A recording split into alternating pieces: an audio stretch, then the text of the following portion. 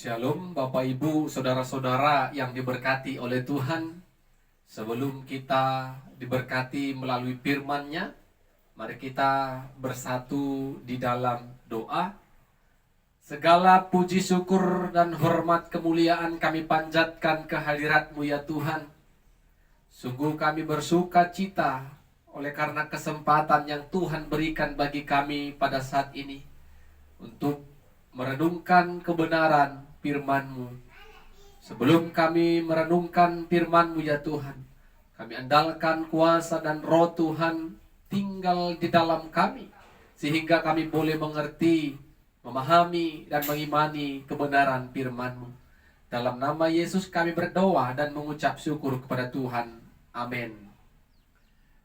Saudara-saudara, Bapak Ibu yang diberkati oleh Tuhan, firman Tuhan menyapa kita pada saat ini dari 1 Korintus pasalnya yang keempat, ayat yang pertama sampai ayatnya yang kelima.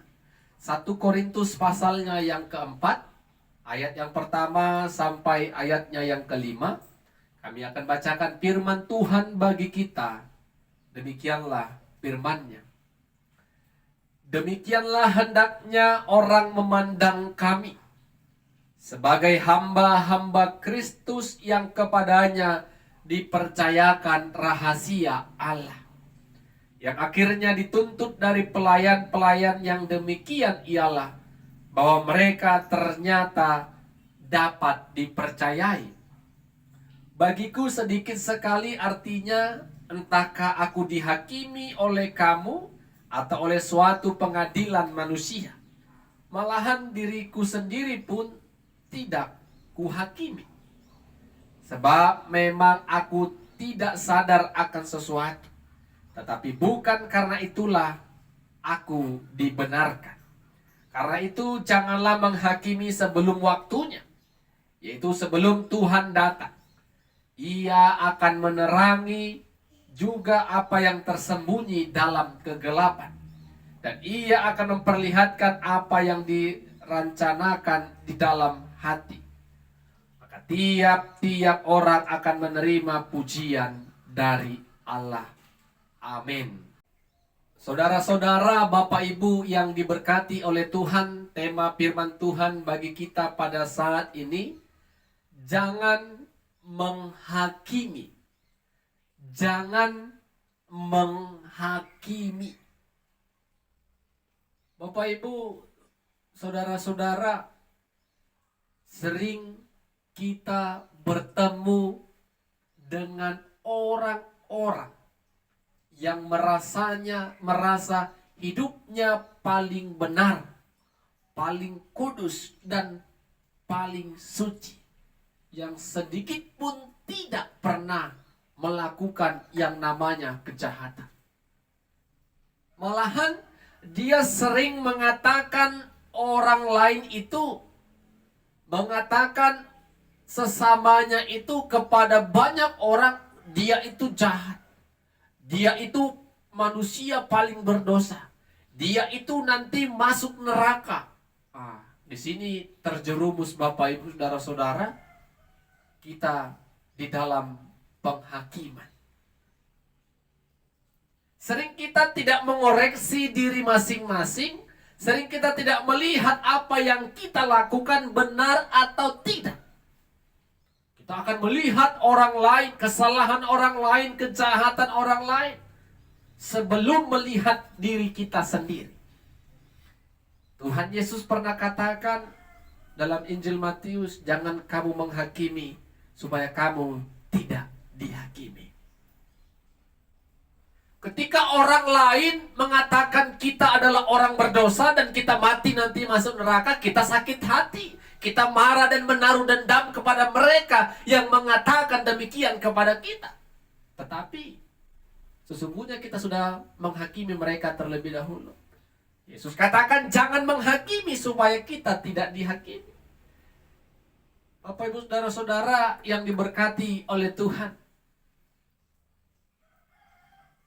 firman Tuhan yang kita baca dan renungkan pada saat ini, Rasul Paulus sebagai Rasul Kristus menerima tugas pelayanan untuk memberitakan Injil Kristus kepada banyak orang.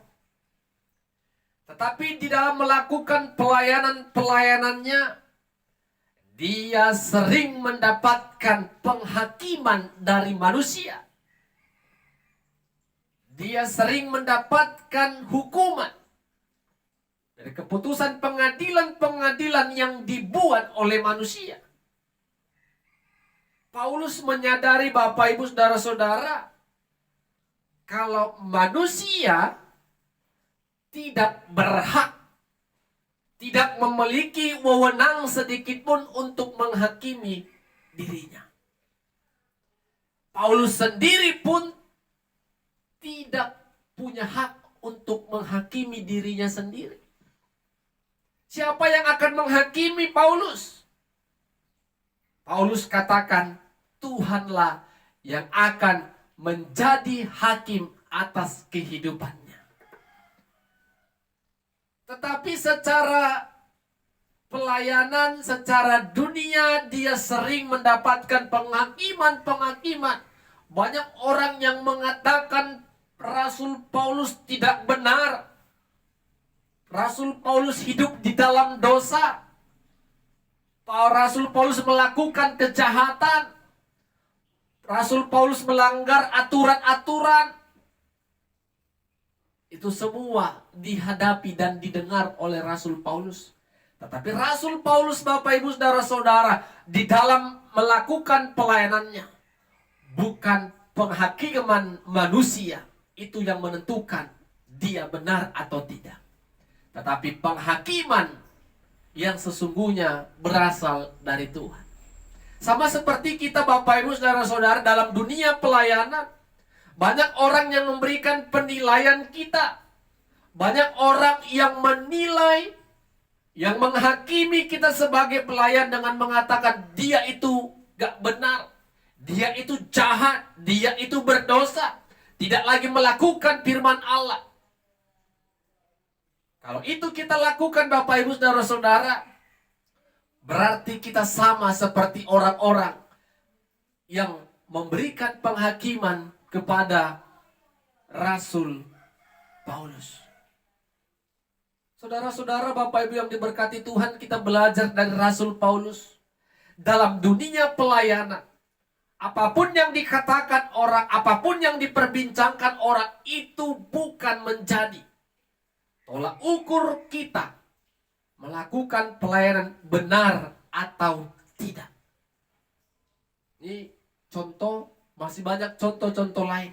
Saya memberikan contoh dalam dunia pelayanan.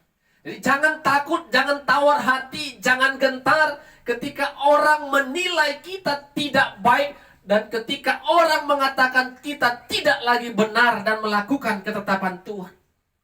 Tapi kita harus hidup seperti Rasul Paulus, berjalan dalam kebenaran Tuhan. Bapak Ibu Saudara-saudara yang diberkati oleh Tuhan, Rasul Paulus katakan jangan menghakimi sebelum waktunya. Kapan waktu yang tepat kita mendapatkan penghakiman? Waktunya ketika Yesus Kristus datang kedua kali ke tengah-tengah dunia ini. Dia akan menghakimi orang yang hidup dan yang mati. Seperti pengakuan iman rasuli yang kita sebutkan setiap hari Minggunya. Dialah hakim yang adil, yang akan menghakimi setiap kehidupan kita. Itu waktunya. Tetapi kapan, hari, tanggal, tahun, kita semua tidak mengetahui. Kita harus tetap berjaga dan bersiap-siap untuk menantikan penghakiman yang dari Tuhan. Bapak Ibu Saudara-saudara yang diberkati oleh Tuhan, apa yang boleh kita renungkan dari kebenaran firman Tuhan pada saat ini? Yang pertama, jangan pernah menghakimi orang lain agar kita tidak dihakimi. Mari kita koreksi diri masing-masing. Sudahkah aku melakukan kebenaran Tuhan? Ingat Bapak Ibu ya, jangan menghakimi orang lain. Koreksi diri masing-masing, sudahkah aku melakukan kebenaran Tuhan? Kalau menasehati, mengingatkan, boleh. Tetapi jangan masuk ke dalam ranah penghakiman. Karena itu bukan hak kita, itu adalah hak Tuhan. Yang kedua Bapak Ibu Saudara-saudara, tidak ada sedikit pun hak yang diberikan Tuhan kepada kita untuk mengatakan orang itu masuk neraka atau surga. Tidak ada. Tidak ada hak. Paulus tadi katakan dirinya sendiri pun tidak memberikan penghakiman akan hidupnya. Yang punya kuasa, yang punya hak sepenuhnya atas hidup manusia, yang akan dihakimi adalah Tuhan. Jadi Bapak Ibu Saudara-saudara, jangan pernah menyatakan orang ini jahat, ini orang yang paling jahat, matinya nanti tidak baik, mati masuk neraka. Ini hakim. Jadi kita tidak punya wewenang hak yang diberikan Tuhan. Lihat diri masing-masing. Tapi saya katakan tadi, menegur dalam kasih boleh, menegur dan mengingatkan. Tapi jangan sampai kita menjas, kau dosa, kau jahat, kau masuk neraka. Gak boleh. Yang ketiga Bapak Ibu Saudara-saudara, penghakiman akan tiba. Penghakiman itu pasti ada. Ketika Yesus datang kedua kali, semua akan dihakimi menurut iman dan perbuatannya masing-masing. Tidak ada sedikit pun yang tersembunyi bagi Tuhan. Semua akan terang benderang. Tuhan akan menghakimi dengan adil. Tidak ada kaya, miskin, orang yang hebat, orang yang lemah. Tidak ada. Semua di mata Tuhan sama ketika kita akan dihakimi. Jadi Bapak Ibu Saudara-saudara, selama kita masih hidup, teruslah berjuang. Tetap mempertahankan iman percaya kita. Teruslah berjuang untuk melakukan kebaikan-kebaikan yang berkenan di hadapan Tuhan. Amin, kita berdoa. Terima kasih buat firman-Mu yang sudah memberkati kami pada saat ini ya Tuhan. Kami percaya dengan kasih dan kemurahan-Mu, Roh-Mu terus bekerja dan berkarya dalam kehidupan kami, sehingga firman Tuhan boleh kami dengarkan. Hidup kami tidak menghakimi sesama kami manusia, tapi penghakiman yang sesungguhnya adalah bersumber daripada Tuhan. Sebelum kami dihakimi oleh Tuhan, mampukan kami, tolong kami untuk tetap memelihara iman percaya kami kepada Yesus dan melakukan segala kebaikan yang dikehendaki Tuhan. Dalam nama Yesus kami berdoa dan bersyukur. Amin. Shalom. Tuhan Yesus memberkati kita semua. Shalom Bapak Ibu Saudara-saudara yang diberkati oleh Tuhan. Kita mau diberkati Tuhan melalui kebenaran firman-Nya. Namun sebelumnya mari kita satukan hati kita. Kita bersatu di dalam doa. Terima kasih kami ucapkan kepada Tuhan segala kemurahan yang boleh Tuhan nyatakan dalam kehidupan kami. Secara khusus saat ini kami boleh Tuhan izinkan untuk mendengarkan firman-Mu. Kami percaya kami akan diberkati, kami akan dikenyangkan oleh kebenaran firman Tuhan. Roh Kudus Tuhan yang menolong kami, memimpin kami ketika kami mendengar dan memperdengarkan firman-Mu. Dalam nama Yesus kami berdoa dan bersyukur. Amin. Saudara-saudara, Bapak Ibu yang diberkati oleh Tuhan, firman Tuhan bagi kita pada saat ini dari Kejadian pasal 8 ayat 15 sampai 22. Kejadian pasal 8 ayat 15 sampai 22. Kami akan bacakan firman Tuhan bagi kita. Demikianlah firman-Nya. Lalu berfirmanlah Allah kepada Nuh, keluarlah dari batra itu, engkau bersama-sama dengan istrimu serta anak-anakmu dan istri anak-anakmu. Segala binatang yang bersama-sama dengan engkau, segala yang hidup, burung-burung, hewan, dan segala binatang melata yang merayap di bumi, suruhlah keluar bersama-sama dengan engkau, supaya semuanya itu berkeriapan di bumi serta berkembang biak dan bertambah banyak di bumi. Lalu keluarlah Nuh bersama-sama dengan anak-anaknya dan istri anak-anaknya. Segala binatang liar, segala binatang melata, dan segala burung, semuanya yang bergerak di bumi masing-masing menurut jenisnya, keluarlah juga dari batra itu. Lalu Nuh mendirikan mezbah bagi Tuhan dari segala binatang yang tidak haram, dan dari segala burung yang tidak haram diambilnya lah beberapa ekor. Lalu ia mempersembahkan korban bakaran itu di atas mezbah itu. Ketika Tuhan mencium persembahan yang harum itu, berfirmanlah Tuhan dalam hatinya, aku takkan mengutuk bumi ini lagi karena manusia, sekalipun yang ditimbulkan hatinya adalah jahat dari sejak kecilnya. Dan aku takkan membinasakan lagi segala yang hidup seperti yang telah kulakukan.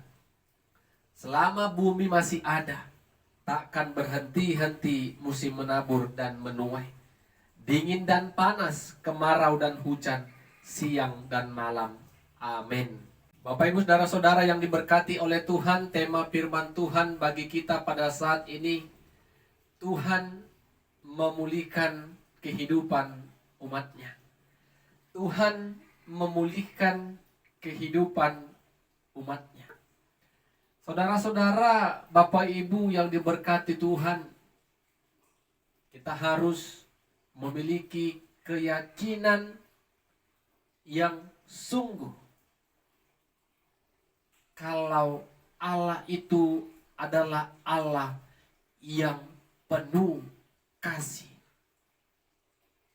Kenapa kita katakan Allah itu adalah Allah yang penuh kasih? Tidak ada kasih yang seperti dilakukan oleh Allah dalam kehidupan kita. Kita tidak bisa merasakan kasih yang dilakukan oleh sesama manusia kepada kita seperti yang dilakukan Allah kepada kita. Ketika manusia hidup di dalam dosa, ketika kejahatan yang dilakukan manusia membuat manusia akan masuk ke dalam maut, tetapi Allah yang penuh kasih itu mengutus Kristus Yesus sebagai jalan keselamatan untuk kita bisa bebas dari yang namanya dosa. Tuhan berikan keselamatan. Tuhan memberikan pengampunan kepada setiap orang yang melakukan kejahatan, yang melakukan kesalahan terhadap Dia. Kalau kita baca dalam firman Tuhan dalam Alkitab, banyak kisah-kisah di mana ketika umat Tuhan melakukan kejahatan, menyakiti hati Allah, bagaimana Allah tetap memberikan kesempatan bagi umatnya untuk hidup sesuai dengan ketetapan Tuhan. Walaupun ketika Tuhan memberikan kesempatan itu, Tuhan tetap memberikan hukuman atas mereka. Karena konsekuensi dari kejahatan, kesalahan pasti ada hukumannya. Hukuman tetap berlangsung, tetapi pemulihan, kesempatan untuk hidup berkenan di hadapan Tuhan, Tuhan berikan kepada umatnya. Demikianlah firman Tuhan yang kita baca pada saat ini, Bapak Ibu Saudara-saudara. Kalau kita baca secara keseluruhan pasal 8 ini, bagaimana kisah Nuh dan orang-orang yang hidup pada zaman Nuh pada saat itu. Allah melihat bumi telah rusak, hidup dalam kekerasan, hidup sesuka hati tanpa ada keteraturan dan ketetapan Tuhan yang mereka lakukan. Jadi Allah menilik dan melihat bumi ini sudah rusak. Tetapi Allah melihat kalau Nuh tetap hidup di dalam kebenaran Tuhan. Oleh karena itu Bapak Ibu Saudara-saudara, Allah merencanakan dan merancangkan untuk membinasakan, memusnahkan bumi ini. Kecuali Nuh dan keluarganya. Allah memerintahkan Nuh untuk membuat bahtera yang begitu besar, agar ketika air bah itu datang, Nuh dan istri, anak dan menantunya dapat masuk ke dalam bahtera. Bukan hanya keluarga Nuh, tetapi Tuhan juga perintahkan Nuh agar membawa segala makhluk hidup, hewan, ternak, dan lain sebagainya masuk ke dalam bahtera itu.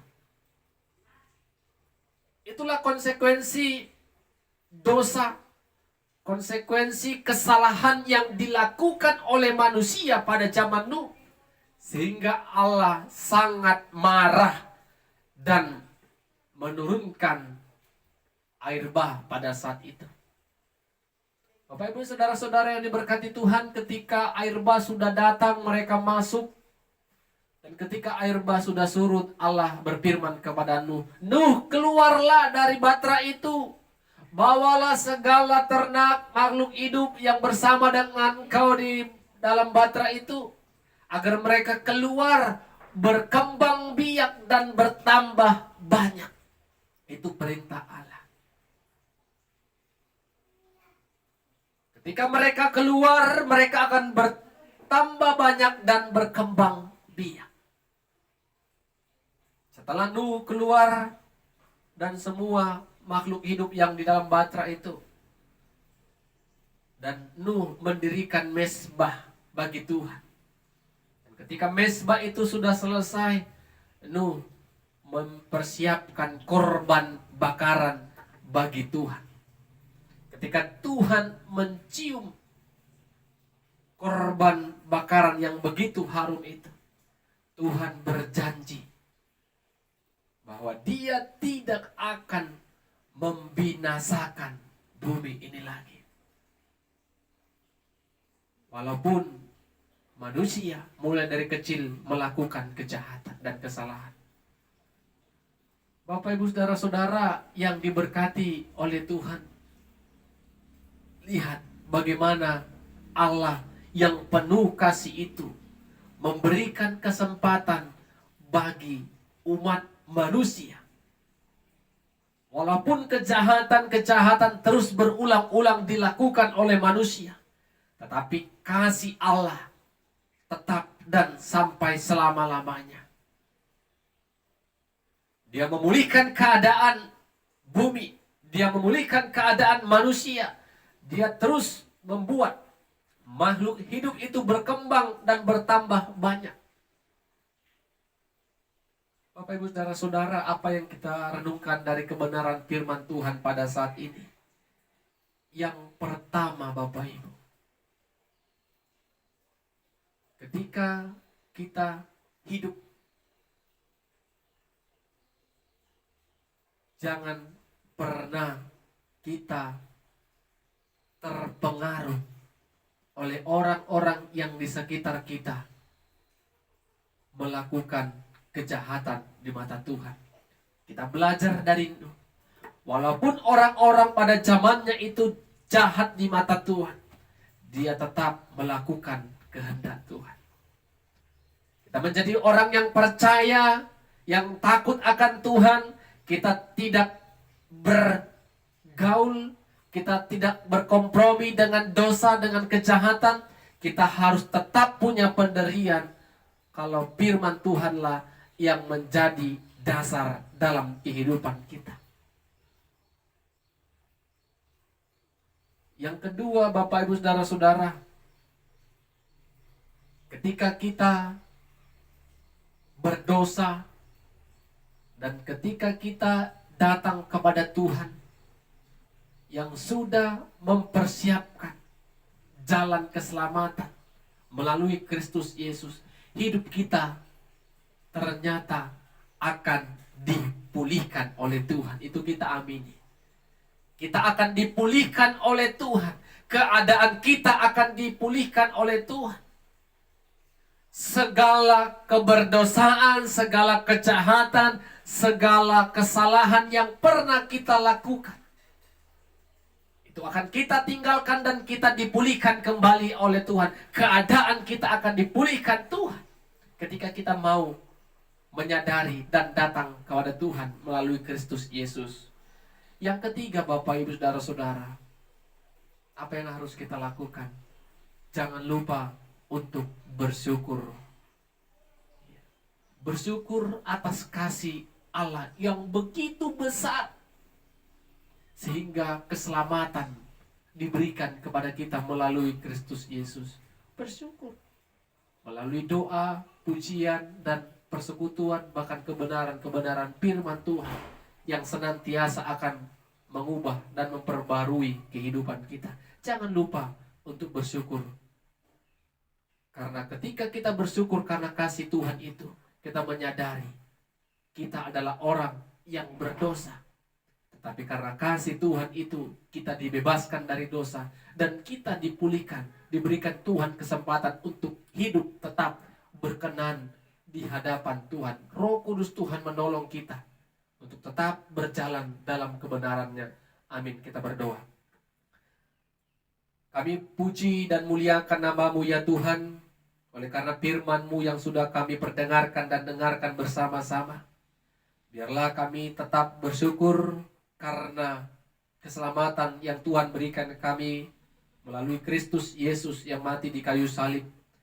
Ajari kami Tuhan untuk datang kepada Tuhan dengan rasa syukur, puji sembah kami. Kami percaya segala dosa, kejahatan yang kami lakukan ketika kami datang bertobat kepada Tuhan, maka Tuhan akan pulihkan hidup kami. Dalam nama Yesus kami berdoa dan bersyukur. Amin. Shalom. Tuhan Yesus memberkati kita semua.